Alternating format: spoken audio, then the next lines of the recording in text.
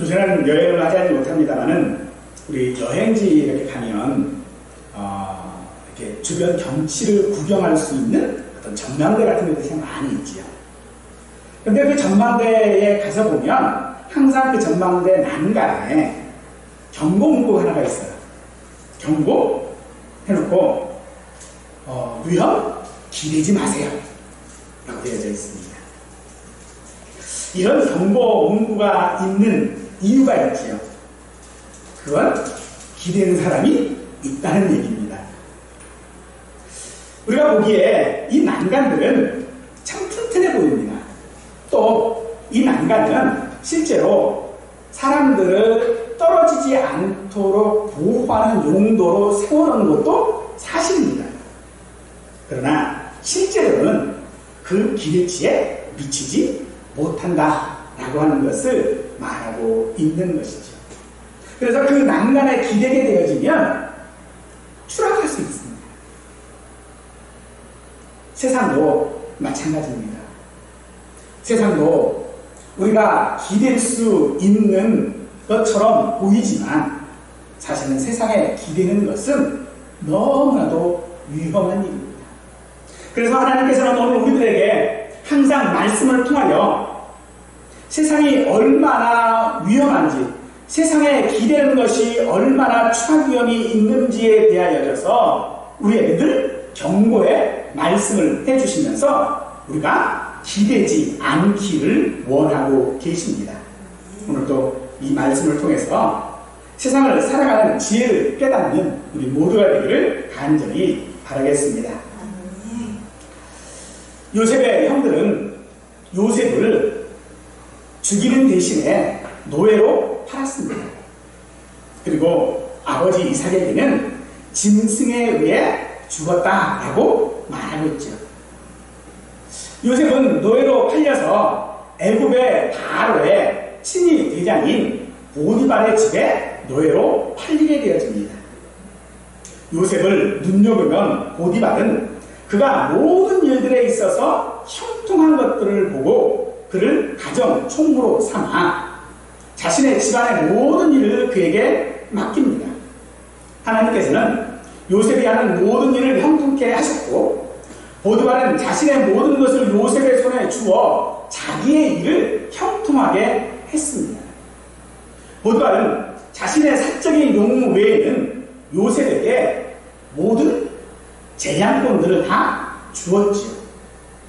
그러므로 어쩌면 이 애굽에서의 요셉, 보디발 집에서의 요셉은 그 보디발의 집 혹은 애굽이 요셉에게 있어서는 유일하게 기댈 수 있는 세상입니다.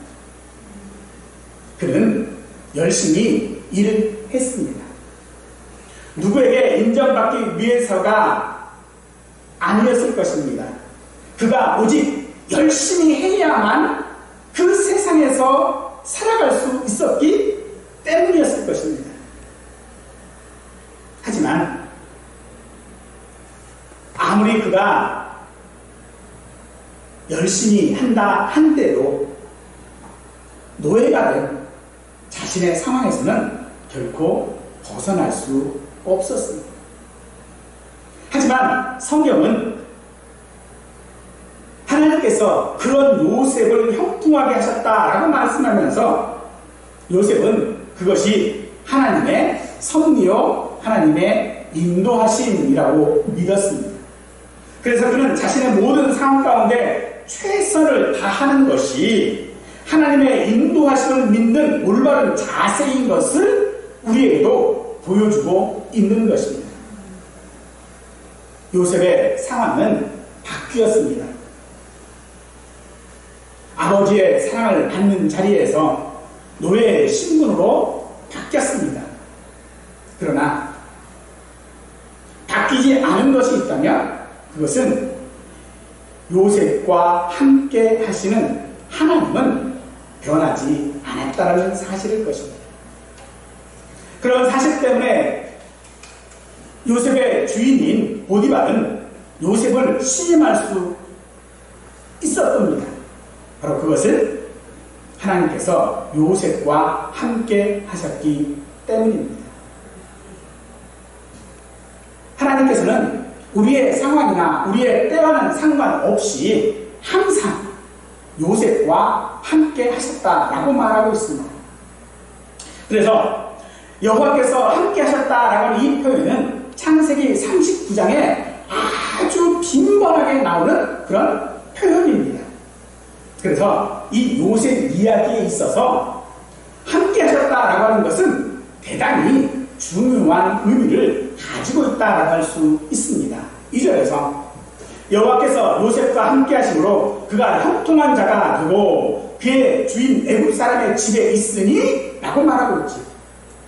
형통한 자, 바로 이것은 요셉이 하는 일마다 사람의 눈에 띄도록 현저하게 나아지는 어떤 현상들이 있었음을 말합니다.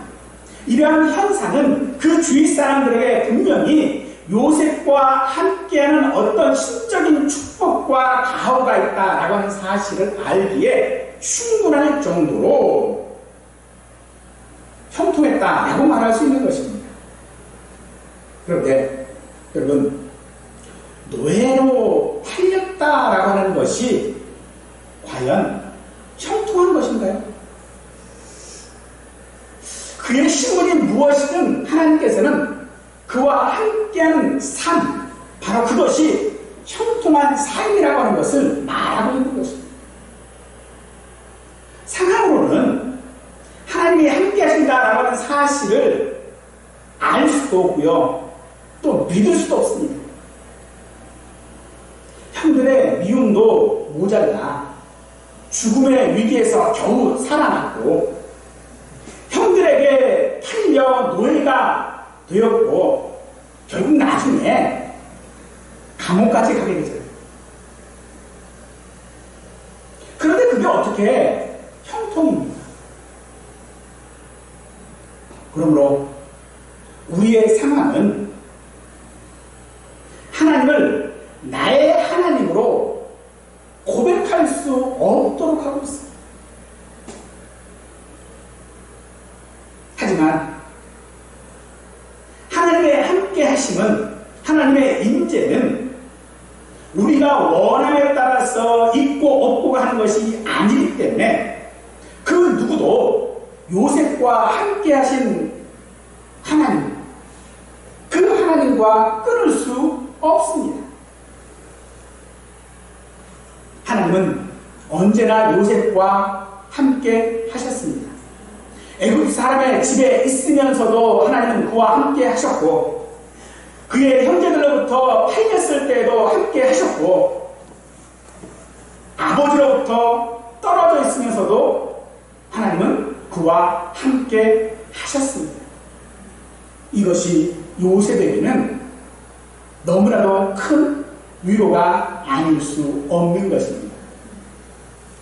하나님은 그렇게 하나님이 함께 하신다라고 하는 그 사실을 번역이라고 하는 것을 통하여져서, 형통이라고 하는 것을 통하여져서 사람들에게 보여주셨습니다.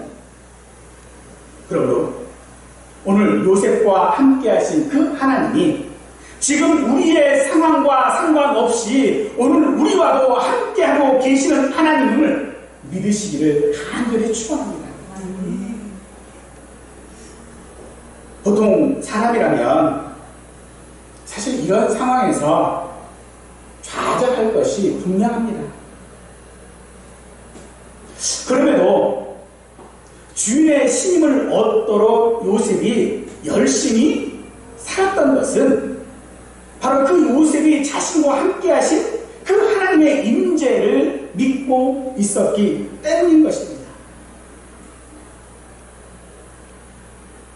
하나님이 함께 하신다라고 하는 것, 그것은 바로 하나님의 임재를 말합니다.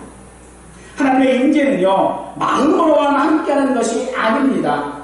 하나님의 임재는 지금도 우리와 함께 하십니다. 먼 미래에 내가 죽어서 천국에서 나와 함께 하신다라고 말하지 않습니다. 하나님의 임재는 예수님께서 재림하신 후에 함께 하시겠다라고 말씀하고 있지 않습니다. 하나님의 임재는요, 지금 이 순간 우리와 함께 하시는 것입니다. 이방인인 보디발이 보기에 요셉을 보니 범사가 형통하게 하는 어떤 분이 있다라고 하는 것을 알았습니다. 하나님이 요셉과 함께 하시니 요셉은 형통한 사람이 되었고 복이 있는 사람이 되었습니다. 그런데 본문 어디에도 요셉이 성실했다라고 하는 말이 없습니다. 그러나 그 하나님이 주신 복은 요셉을 통하여 보디발의 모든 소유에까지 미치게 되었습니다. 세상 사람들이 하나님의 임재를 믿는, 하나님의 나와 함께 하심을 믿는 증거는 있어야 합니다. 세상은 증거가 없이는 우리에게 어떤 일을 맡기지 않습니다.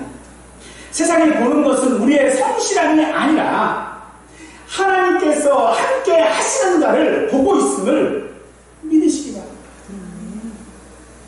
내가 얼마나 잘 살았느냐, 내가 얼마나 부자인 것인가, 내가 얼마나 건강한 것인가, 내가 이루고 싶은 모든 일들을 이루었는가를 통하여 세상은 나를 판단하는 것이 아니라 나와 함께하고 계신 하나님을 보고 판단한다는 것입니다.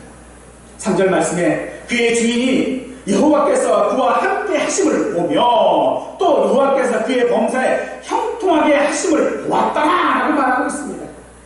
요셉이 그 집에 들어옴으로써 눈에 띄는 변화가 일어났다라고 말하고 있는 것입니다.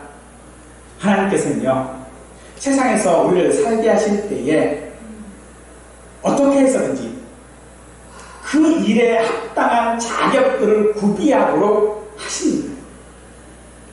5절 말씀에도 여호와께서 요셉을 위하여 그 애굽 사람의 집에 복을 내리셨다라고 말하고 있습니다. 야곱으로 인하여 라반의 집이 복을 받게 된 것과 같은 것입니다. 은혜 받은 자의 영향력은 그가 몸담고 있는 현실의 모든 부분과 모든 사람에게 미친다라고 하는 사실들을 잘 보여주고 있습니다. 보디발은 하나님을 모르는 사람입니다. 그런데 그에게도 요셉에게 미친 하나님의 함께하심은 분명히 볼 수 있었습니다. 이방인들에게 빛과 소금이 되어 그들이 우리 행실을 보고 하나님께 영광을 돌리도록 했다라고 하는 것이죠. 마태복음 5장 16절은 이와 같이 너희 빛이 사람 앞에 비치게 하여 그들로 너희 착한 행실을 보고 하늘에 계신 너희 하나님께 영광을 돌리게 하라 라고 말씀하고 계시지. 요셉이 보디발의 힘을 얻고 가정 총무로 일하면서 주인의 집이 복을 받았지만 요셉은 여전히 그 집의 노예입니다.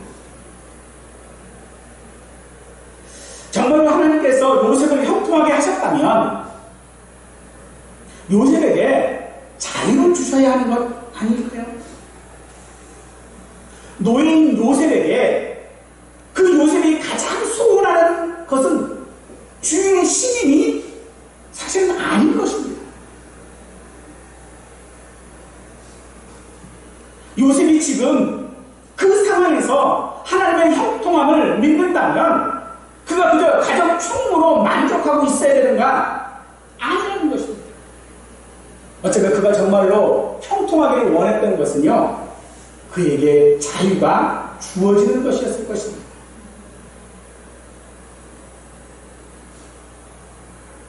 그러나 요셉은 자유하지 않았습니다. 그는 노예였습니다. 그가 아무리 형통하고 그를 통하여 모든 일들이 형통하여 잘 되어진다 할지라도, 그를 통하여 모든 사람들이 복을 받는다 할지라도 그는 여전히 노예였다는 것입니다. 그러므로 분명한 것이 하나가 있습니다. 우리의 상황이, 우리의 현실이 우리의 형통함을 증명하는 것이 아니다라는 겁니다. 우리의 형통함은 하나님이 함께 하시는 것이지 우리의 상황이 증거하는 것이 아니라는 것이지. 6절 말씀을 보니 주인이 그의 소유를 다 요셉의 손에 위탁하고 자기가 먹는 음식 외에는 간섭하지 아니하였더라 라고 말하고 있습니다. 당시 풍습으로 보아 노예인 이 요셉이 주인의 먹거리를 챙기는 것은 당연한 거 아닐까요? 우리나라에서도 종이 있으면 종이 먹거리를 만들어서 주인에게 제공하지 주인이 별도로 자기 먹을 거 자기가 하고 있지는 않을 거란 말이죠. 그런데 보디발은 자기가 먹는 음식은 요셉에게 맡기질 않았어요. 요셉을 그렇게 신임하면서도 맡기지 않았어요. 그게 신임하는 걸까요?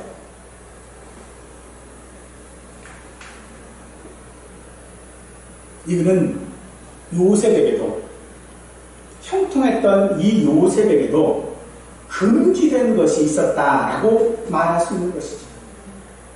할 수는 있으나 하지 말아야 할 것들이 있는 것입니다. 하나님께서는 우리에게도 자유의지를 주셨습니다. 하지만 우리에게 또 다른 말씀을 통하여서 모든 것이 강하나 모든 것이 유익한 것이 아니다라고 말씀하고 계시면서 우리에게 금지하신 것들이 있지요. 특별히 우리가 창세기에 보면 에덴 동산에서 선악을 알게 하는 나무의 실과를 두신 것에 대하여서 사람들의 반응은 참 다양합니다. 왜 선악을 알게 하는 나무의 실과는 먹지 못하도록 하셨는가? 왜 그런 나무를 만드셨는가? 라고 하는 것에 대하여서 우리 사람들의 반응들은요, 죄의 모습을 드러낼 뿐입니다. 사실 우리가 정말로 하나님 앞에 감사해야 하는 것은요, 우리에게 그렇게 금지된 것들, 그 금지된 것이 있다라고 하는 것에 대하여서 우리는 감사해야 하는 것입니다. 우리에게 위탁하신 것에 대하여서는 하나님께서는 간섭하지 않으십니다. 보디발도 마찬가지였죠. 보디발 역시도 요셉에게 위탁한 것에 대하여서, 요셉에게 맡긴 것에 대하여서는 간섭하지 않았다고 말하고 있죠. 그런데 유일하게 금지조항 하나를 만들어 놓았습니다. 조선시대의 영조가 사도세자에게 수령 청정하도록 했지요. 그런데 그 수령 청정이 위탁은 아니었습니다. 그는 늘 뒤에 앉아서 밥 나와라, 대추 나와라 늘 감시했죠. 그러나 하나님께서 우리에게 감시하시고 우리를 제한하시려고 우리에게 금지 조항을 만드신 것이 아닙니다. 오히려 금지된 것들이 있다라고 하는 것은요, 우리의 자유가 보장되었다라고 하는 것을 말하고 있는 것입니다. 자기의 음식 외에 간섭하지 않았다라고 하는 말은 오히려 요셉에게는요, 자유가 보장되었다라고 하는 것을 말하고 있는 것이죠. 보디발은 자신이 금지한 그 선을 요셉이 넘지 않을 것을 의심하지 않았습니다. 나중에 보디발의 아내인 그 아내가 요셉을 유혹하게 되죠. 하지만 요셉이 거절했을 때에 이 보디발의 아내는 요셉을 모함합니다. 그런데 한번 생각 한번 해보세요. 요셉이 모함을 받았다라고 이야기를 하고 있는데 요셉은 지금 어떤 신분이죠? 노예예요. 종이에요. 종이 주인을 겁박을 했다라고 하는 사실에 대하여 주인이 이야기를 들었을 때에 이 사람은 더군다나 왕의, 즉 바로의 친위대장이에요. 군사력을 가지고 있다는 얘기거든요. 그런 사람 앞에서 벌어진 일인데 과연 요셉을 살려줄까요?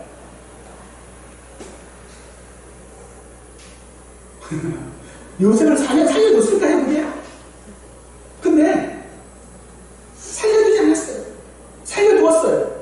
어떻게 했어요? 그냥 왕의 감옥에 보냈어요.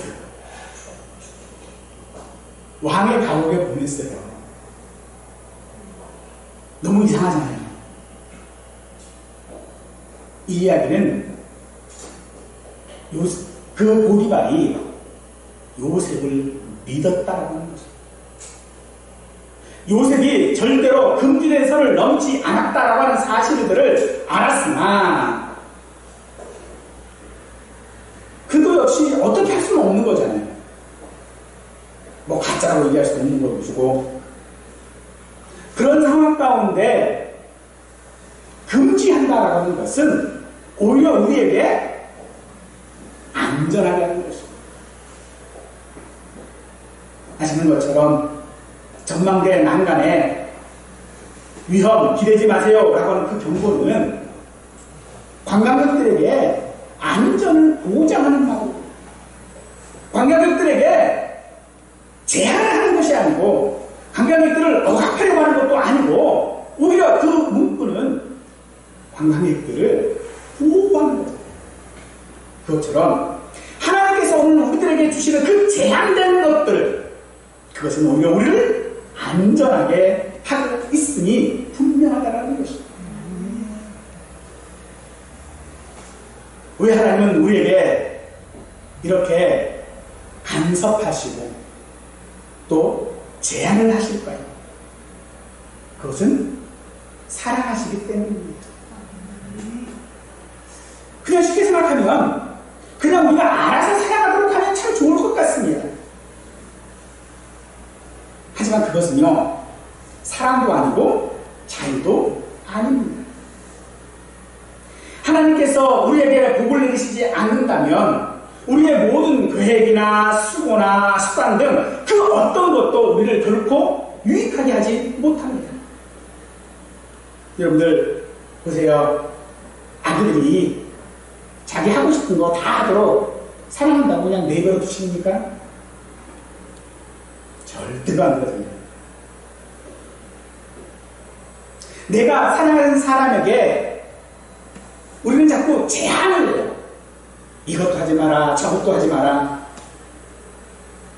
그래서 결혼을 앞둔 청년들이 담배, 금연을 많이 한다고 그래요.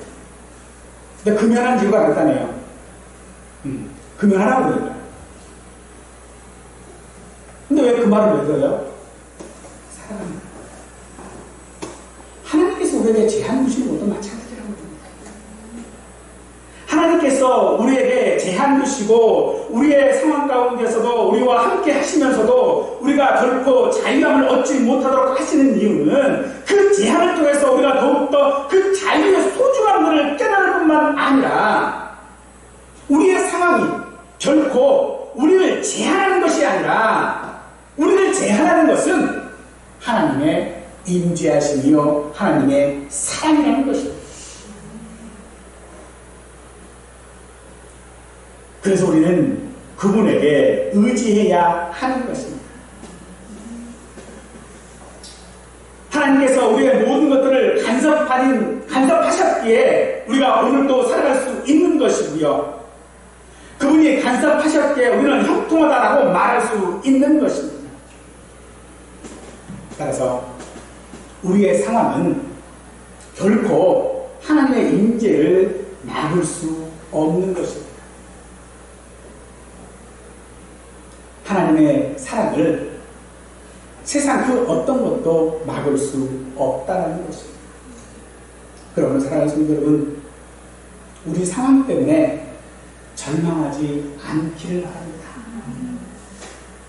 우리에게는요, 우리를 사랑하시는, 자신의 생명보다도 더 우리를 사랑하시는 하나님이 계십니다. 하나님 우리를 사랑하신 것이 우리의 어떠함 때문이었습니까? 보디발이 요셉을 신임한 것이 요셉의 성실함 때문이 아닌 것처럼 하나님께서 우리를 사랑하시는 것은 우리가 사랑받을 만한 어떤 행동들이 우리에게, 사랑받을 만한 어떤 조건들이 우리에게 있어서 우리를 사랑하신 분이 아닙니다. 그저 하나님은 우리의 상황이나 우리의 어떠함과 상관없이 우리를 사랑하시는 하나님입니다. 그러기에 그 하나님이 계시고 그 하나님이 나와 함께 하시니 우리의 소망일 수밖에 없는 것입니다. 마태복음 28장 20절에서 볼지어다 내가 세상 끝날까지 너희와 항상 함께 있으리라 라고 말씀하고 계시죠. 여기 볼지어다 라고 하는 말은 확실하다 라고 하는 의미입니다. 그리고 끝날까지 라고 하는 말은 모든 날에 라고 하는 그런 말입니다. 예수님은 우리의 모든 날, 이 모든 날 내가 울고 있든지 내가 아파 있든지 내가 기쁘든지 내가 나태하든지 그 모든 날 동안에 나와 함께 하시는 것이 확실합니다. 그래서 예수님의 이름이 무엇입니까? 임마누엘 아니십니까? 즉 하나님이 우리와 함께 하신다. 이 말씀은요, 예수님께서 승천하시면서 하신 말씀입니다. 하지만 이 말씀이 그저 단순하게 약속으로만 우리에게 주어진 말씀이 아니라 모든 시공간들을 초월하여 우리의 모든 날 가운데 함께 하신다라고 하는 말씀이고, 그 말씀은 약속으로만 주어진 것이 아니라 현실 가운데서 함께 하시는 것입니다. 함께 하심의 그 극치는 그 임마누엘 되신 예수님께서 이 땅 가운데 오신 것 아니겠습니까? 예수님을 믿는 모든 사람들에게 그러기에 하나님의 함께 하심은 복일 수밖에 없고 형통일 수밖에 없는 것입니다. 그러나 그 복이 세상이 생각하는 그런 복은 아닙니다. 물론 궁극적으로 모든 사람이 동감할 수 있는 복을 우리가 받기는 하겠지만 이 세상에 우리가 있는 동안에는 그렇지 않을 수 있다는 것입니다. 하나님의 함께 하심이, 하나님의 형통하게 하심이 이 땅에서 내가 모든 것을 내 마음대로 할 수 있다라고 하는 것이 아니라 하나님의 경고하심이 있는 것입니다.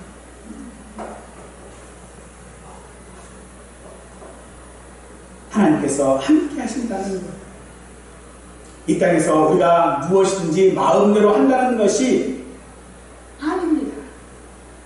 하지 말아야 하는 제한과 하나님의 섬세한 간섭이 있다라는 것이 하나님의 함께 하십니다. 그래서 하나님은 언제나 우리에게 경고하십니다. 세상을 의지하는 것은, 세상의 인정을 받겠다라고 하는 것은 위험하다. 그러니 세상에 기대지 마라. 사랑하는 성도 여러분, 이 하나님의 경고를 무시하지 않기를 간절히 축복합니다. 이것이 나와 함께 하시는 하나님을 믿는다라고 하는 증거가 될 것이고요, 그 증거를 통해 세상이 하나님께서 우리와 함께 하신다는 사실들을 알게 할 것입니다. 하나님께서는 언제나 우리에게 형통 형통함을 주십니다. 세상이 생각하는 그런 형통은 물론 아니지만 이 형통은 오늘 우리에게 현재적인 어려움과 미래의 승리 사이에 갈등이 있음을 말하는 것이죠. 하나님이 나와 함께 하심에 대한 미래적인 승리는 내게 분명히 보장되어져 있는데 현실 가운데 하나님이 나와 함께 하심의 증거가 잘 나타나지 않을 때에 우리는 갈등할 수밖에 없는 것입니다. 정말 하나님이 함께 하시는 건가? 하나님이 함께 하시는데 내가 지금 이 모양 이 꼴이란 말인가? 하나님은 요셉에게 요셉과 함께 하셨고 요셉을 형통하게 했으나 그는 여전히 노예였습니다. 그러므로 이 갈등을 푸는 우리의 열쇠는 하나님이 함께 하심을 믿는 것입니다. 하나님의 임재는 우리에게 형통을 보장합니다. 그러나 그 형통이 고난이 없다, 어려움이 없다, 이걸 의미하지는 않습니다. 매일매일의 삶 속에서 하나님의 임재를 체험하고 인정하는 성도에게 하나님의 함께 하심의 그 형통이 나타날 것입니다. 이 형통하게 하시는 하나님의 임재를 통해 세상에 우리가 하나님의 사랑받는 자녀임을 나타내며 세상에 기대는 사람이 아니라 오히려 세상을 향한 하나님의 복의 통로가 되어지는 우리 모두가 되기를 간절히 축원하겠습니다.